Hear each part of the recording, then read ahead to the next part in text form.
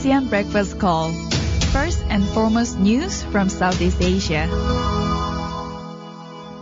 Good morning to our Durian ASEAN listeners. This is Grace and welcome to Durian ASEAN, the voice of discovery and sharing. Today we're going to talk about a lot of news from Southeast Asia as well as our Malaysian local fair news. Now, how many of you actually do cycle in Malaysia? And then what's your perception of cycling in Malaysia? Well, personally, I used to cycle when I was young, but I never did dare to bring it out to the road and actually use it as a public transportation. So, what risk do you face as a cyclist on the Malaysian road? There are quite a group number of people in Malaysia who actually go for cycling, and especially around in the PJ. Taking to the open road on a bicycle, it's like taking a spin on the wheel of fortune. So there are many concerns, especially dangers that people have to be aware of. Fast cars, large buses, and the white trucks pose a risk to cyclists on the road. And also, around in Sabah's capital, we're going to Sabah right now. There was one person called Jeffrey. He took up to the recreational sports 3 years ago, which was cycling, and then he has tried to log a weekly average of 100 kilometers. Well, though a good ride on the road is the best, cycling enthusiasts says that there are dangers seen and unforeseen no matter where to get their biking fix. And in fact, some of the newer roads are a gift to the cycling community, as they will have an extra width of about 3 feet for the bicycle. But still, the older state or the town roads barely have any platforms and for a safe passage, such as like poor road conditions, like depressions in the surface, and there are also quite evident to see the potholes of any size. So it's quite dangerous not only for cyclists but also for those who own vehicles to drive around. And ideally, safe riding distance between the motorized vehicle and the cyclist at about 1.5 meters. Unfortunately, inconsiderate motorists who believe that cyclists have no place on the road have bullied their way into rite of passage to the extent of bringing harm to the members of cycling community. Well, this is a very healthy exercise and healthy practice among this community. However, due to the poor infrastructure in certain states in Malaysia, these people are facing quite a bit of trouble for the years. And just the last year, 2 cyclists that Jeffrey knew that I mentioned before, they actually were knocked down on the road accidents. And then there were one being very nasty case of hit and run. And also, unfortunately, not much has been done to help the cycling community since then. So it seems that the number of cyclists on the road is increasing, and the government or the state government needs to look into and will take into consideration in terms of having the better road system in Malaysia for the cyclist. So we have my colleague just arrived. Good morning, Gowri. Good morning, everyone. How are you? I'm doing good. You look actually good on Thursday morning. The roads were a little bit jammed up, but it's all good now. Okay, good to hear that. Well, welcome to the studio. Okay, so we have coming back to Malaysia. We have this UMNO Youth Chief Khairi Jamaluddin said something about Malay rights. Yes, he actually told the non-Malays in the convention yesterday not to question the special rights of the Malays. And I think we all know that he is actually one of my favorite politicians, and the saddest part about this news is that it actually came from him, because he's very popular among the young Malaysians these days. He's one of the open-minded and liberal ones, and a lot of people had very high hopes on him, but everything was dashed yesterday when this speech was released, and it seems that he is pretty adamant about upholding the Malay rights and the special status that they have. And he even said that the Malays actually made a huge sacrifice by letting the non-Malays stay in this country, which is Well, that's true. I mean, he has been giving us all this positive step forward movement so far, but then by reading and then hearing this news actually does bring us down a bit in terms of our expectation towards him. Well, he also added by saying that the Malays themselves never question the vernacular schools and the citizenship of non-Malays. But this is Malaysia, and ultimately we have different races, and what we have right now is called tolerance, and it's not called sacrifice when you allow other people, when you share what you have with other people. And we welcome everyone in this country pretty much. Yes, of course we have the Malays, we have the Chinese, we have the Indians, and we have also a lot of other ethnicities. We have the Aborigine people in Sabah and Sarawak. And it's hard to actually define who this land really belongs to. So at the end of the day, it's our country. It's Actually, Malaysia. it's very irony, and also perhaps it could be a coincidence because we all know that there are 8 major roads, that the name of 8 major roads changed after the Malay rulers taken the place, and then this news came out. So it sort of brings out the really significance of our Malay rulers in this country. And it seems like they are also trying to uphold and to strengthen their position in this country as well. Yep. So hopefully, I don't know whether I should say hopefully or not, because we can't never expect that who will say something about the Malay rights or any other races' rights in this country. Because I think a couple of months ago, or was it last year, that Kyrie actually posted something about Christmas. And he said he actually went to a Christian school and they had a cross in the classroom. And it was fine. He was fine with it because his parents taught him a strong teaching of Islam. And his faith was not shaken, although there was a cross in the classroom. And also, all this while, he's been coming up with very encouraging statements on his Facebook page, even with what happened to Kiki and what happened with Alvin and Vivian. He was always saying that, it doesn't matter about the race. If you're wrong, if you're wrong. If you're right, if you're right. If you love this country, you love this country. So for him to actually step out of that and to say something that is so contradicting everything that he has said and done before this. It was pretty fun what he said about this Malay rights, because he said if we do not want to bring up these matters of things that have been given, do not question the special rights and the privileges of the natives. Because we did agree to all live together in this country, and since we got our independence, it's ever since we became Malaysia, it was never just about one race. And we also always tell people overseas, like, oh, look at Malaysia, it's so diverse, we are so tolerant. Countries, yes. Yeah. So, but at the grassroots level, it seems like we are still not used to each other. There are so many struggles. And so many conflict going on. Exactly. Oh well, let's go back. Let's go to other countries, not talking about so much about the negative stuff from our nation. So moving to Myanmar. So Myanmar's parliament calls for the urgent high-level talks on the charter change.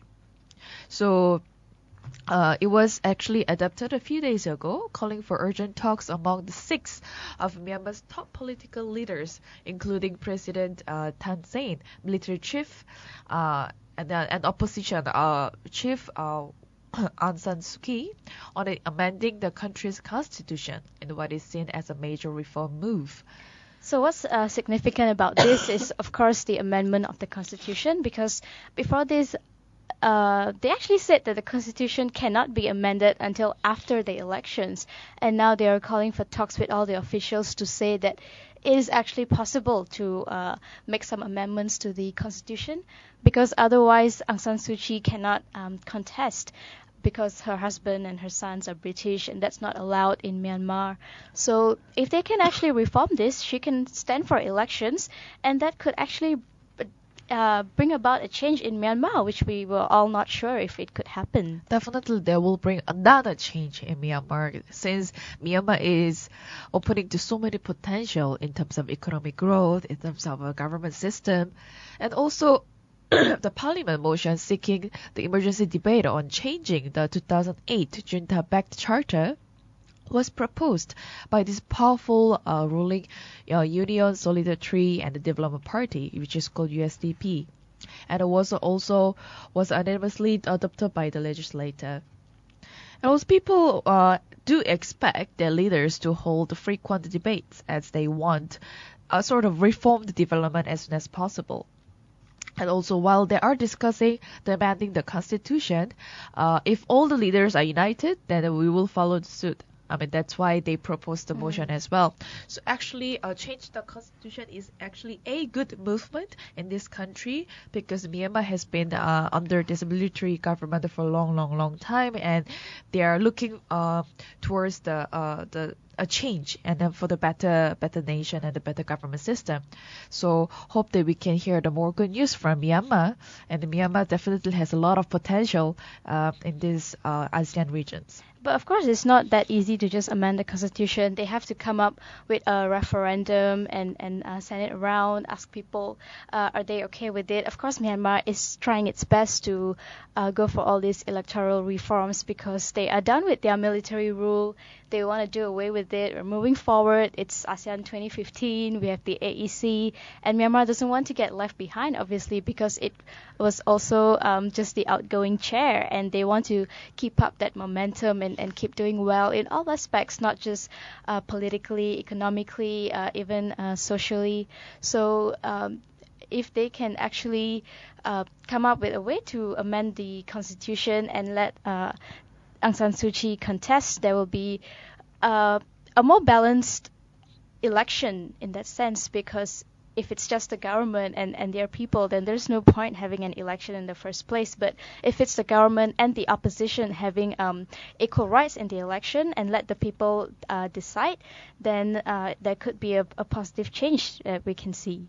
Definitely. I mean, there will be a positive change, but then well, like it or not, there are also doubts on these talks regarding the changing in the constitution because some actually express the doubts that they will have a much impact on pushing constitutional reform forward. And some of them, they don't actually have high hopes for this meeting because they don't think the president can persuade the commander-in-chief. So, of course, when it comes to changes, there will be ups and downs, and then they will have to come to a certain mutual agreement between two parties, especially opposition and the current government. So, we'll see how the news comes about in the future. Yes, we will, and we're all very hopeful for Myanmar. Especially with their upcoming elections next year. Yes, definitely. So, what we have the next for the next news is about the India-Pakistan friction threatens the Southeast Asia trade in Himalayan summit. So, what's happening here now is this the rivals between India and Pakistan has been going on for some time, and they have actually threatened to scupper efforts by the South Asian leaders to boost trade among the almost a quarter of the world's people, throwing into doubt any prospect of the regional custom union. Actually, growing up in Malaysia and with my parents, I always hear them talking about what's going on with India and Pakistan. Even as a child, this has been going on for such a very long time, and this ongoing battle between them makes a lot of things difficult, actually, for the people of both countries, mostly because of their difference in religion, difference in culture, and all.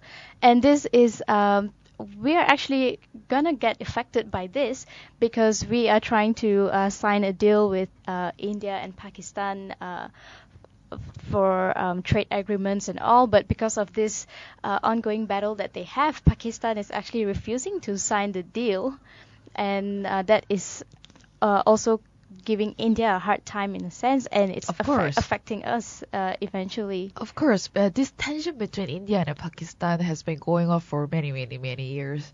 And then they have fought for 3 wars already. And just the last month, they exchanged fire across the border.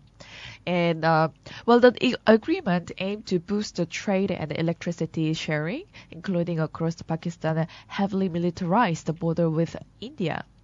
And also, such refusal threatens efforts by the Indian Prime Minister Modi to make South Asia's viable economic counterweight to China and also to limit Beijing's role in the region. And if they really want to rise up to the level of China and also be a partner of Southeast Asia, they would really have to try and have a proper dialogue and resolve whatever issue. Of course, that's not going to be easy. Even in our region itself, China, Philippines, and Vietnam have been trying to have a dialogue about the maritime issues, which is still not resolved yet. And it's the same for India and in Pakistan. Of course, it's not going to be easy to just get together and solve it, but they need to start making the steps already, because Modi is actually trying really hard to expand India, to go for a reform, to make sure, because they have a lot of people, probably like The 6 population billion is really people, huge, yes. and there's a lot of potential in that country, and he's trying his best to lift India and to make it a global competitor as well. But of course, there's all these little things that needs to be addressed as well. Well, as much as he's trying very at his best right now, but it's very also interesting to find out that Modi, he held two-way talks with every leader except Pakistan Prime Minister. And then since, I mean, he said that neither was ready to make the first move to diffuse the tension between these nuclear-armed states. And another move by Modi was also he kind of relaxed on the visa rules, and it seems that it's easier access to Bangladesh and Nepal now for people in India. Yes. And then moving to the other news regarding the Vietnam, Laos, and Cambodia. These 3 countries, they are to expand the triangle cooperation. So, did Vietnamese, Laos, and Cambodia, the premiers, agreed to promote trade, investment, and tourism among the 3 countries while attending the 8th Cambodia, Laos, Vietnam, which we call CLV, Development Triangle Summit in the Vietnam. It was just a few days ago. And they also signed a memorandum of understanding on incentive policies for the bloc. And according to PM Dong, he also proposed that the 3 countries should continue to improve on their tax policies, simplify their investment procedures for business, especially those operating in shipping, mining, rubber, coffee, energy, telecoms, and tourism. So these 3 countries are coming together to make it easier to facilitate the exchange of goods in between the countries to help with their respective industries. In fact, many people have this concept that Cambodia is the poorest. I'm sorry, Laos is the poorest, but actually it's the Cambodia. And then these 2 poor countries in the ASEAN, they have actually decided to come together. And also, in fact, the PM Dung said that the 3 countries should focus on implementing the master plan's targets, striving for an annual average GDP growth rate of 10% and also an annual per capita income of US 2005 2006 US dollars by 2015. And apart from that, he also remarked that the 3 countries should boost information exchanges between the countries to share the knowledge that they have. And that is the way to work together to tackle security issues as well. As we know, Vietnam is facing some issues with China at the moment because of the disputed islands and coral reefs. And he also emphasized the need for the CLP triangle to attract further support from partners, that they will not just strengthen the bond among their countries. They're also going to try and bring in Japan, South Korea, and other financial institutions like the World Bank and even the Asian Development Bank. Having all those developing countries as examples to look at is actually good movement to step forward to look into their development in any areas. So these countries, Vietnam, Cambodia, and Laos, course, we'll have more agreement between among these nations and look forward to improve. Even during the ASEAN Back conference that we went, a lot of people mentioned the CLV countries because even economically or politically, they are actually a bit left behind. They are moving forward, of course, but at a slower pace than the other countries in Southeast Asia. So the fact that they actually decided to step up and come up with a new move to do something about it is actually, it shows that they are quite proactive. They are doing something about the ASEAN 2015 and AEC next year. They definitely don't want to get left out. Of course, but they also need to take. There are a few things that they need to take into consideration, such as like security, human rights. So those are the quite main issues that they are also facing in these nations. So not only to focus only on the economic growth, but they also need to focus at the other areas. So there are lots of areas they need to cover. Especially in terms of human rights, because these three countries do not have a good track record. And I think Vietnam also kind of refused to send in their human rights report to the UN. And we have Christians in Laos being forced to convert back to animism. We reported on that as well. So yes, like you mentioned, all these other human rights and social issues have to also be resolved. It's not just about political or economic reform. It has to be a more holistic one. That's correct. And then lastly, we have this news from the Thailand. Thailand junta chief says that he has not damaged the country. Well, a lot of people would disagree with that. It's very interesting because just now we did comment on the Myanmar, how they want to reform their constitution. And in fact, Thailand is also looking into change the constitution in the nation itself. And the Thai Prime Minister, Prayut Chan-o-cha, he defended his position as a leader. And more than 6 months after he seized the power, in this, despite of having this bloodless coup, he said that the country had fallen into apparently bottomless pit. Well, the thing is, in Thailand, people are not happy with what's happening right now. So as the leader, you can tell people that, that I'm not damaging the country, I'm doing a good job, I'm doing this, I'm doing my job perfectly. But at the end of the day, if the people are not happy, then it's time for you to look back and see what you can do about it. The thing is, Thailand definitely wants to head towards democracy as well. Every country is heading towards that direction, and they are not happy with the military taking over and being the current government. So they have been trying to protest in so many ways, as we know, but it always gets silenced. People get arrested. They don't have that freedom of expression. So we will definitely have to disagree with what General Prayut Chan-o-cha is saying. Well, here that he keeps emphasizing on the statement saying that my begin in this position has not damaged the country, but in fact, most of things were reported on the media and any other forms of platform to about this news, and the people were in fact affected, and they have these silent protesters going on in Thailand, and they're doing it a very smart way, and this leader, he has to perhaps change his approach towards the people, how he can actually look into the problems of the country, not only by leading the country in a forceful manner. Actually, he should just step down and call for an election, and then the people can choose who they really want. And then they will bring on another commotion in this nation for sure. And according to this New York-based Human Rights Watch, they said that 6 months after the coup and criticism is systematically prosecuted, political activity is banned, media has been censored, and dissidents are tried in military courts. So he has a pretty harsh way of handling things, and like you said, he either has to try a different approach, or they have to go back to the basics and call for an election and let the people decide for themselves. So exactly, so where's democracy in this nation? Well, that's for our news commentary this morning.